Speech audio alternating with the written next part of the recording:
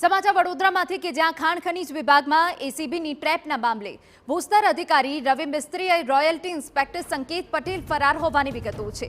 એસીબીમાં ફરિયાદ કરનારા રેતીના વેપારીની ધમકી મળી। આપને જણાવી દઈએ, કરજણના રેતી માફિયાઓએ વેપારીને ધમકી આપી પોલીસ મથકમાં ફરિયાદ કરવા એસીબીએ વેપારીની સલાહ આપી। આરોપી યુવરાજસિંહ ગોહિલના ઘરમાંથી 98,000ની રોકડ મળી। રેતીનો સ્ટોક કરવાની પરવાનગી માટે લાંચ માંગી હતી। 2 લાખની લાંચ લેતા રંગે હાથ ઝડપાયા હતા 2 અધિકારી। સિનિયર ક્લાર્ક યુવરાજસિંહ, આઈટી કર્મી કિરણ પરમારની ધરપકડ કરાઈ હતી। જે સ્થળે લાંચ સ્વીકારાઈ તે સ્થળના સીસીટીવી મેળવવામાં આવશે। સિનિયર ક્લાર્ક યુવરાજસિંહ ગોહિલ અને આઈટી કર્મી કિરણ પરમારની પૂછપરછમાં ભૂસ્તર અધિકારી રવિ મિસ્ત્રી, રોયલ્ટી ઇન્સ્પેક્ટર સંકેત પટેલનું નામ ખુલ્યું હતું। જોકે બંને આરોપી હાલ ફરાર હોવાથી પોલીસે વોન્ટેડ જાહેર કરી શોધખોળ હાથ ધરી છે।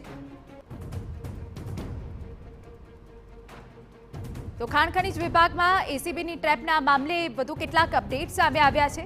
ભૂસ્તર અધિકારી રવિ મિસ્ત્રી, રોયલ્ટી ઇન્સ્પેક્ટર સંકેત પટેલ ફરાર છે, તેની શોધખોળ ચાલી રહી છે, ટીમો બનાવવામાં આવી છે।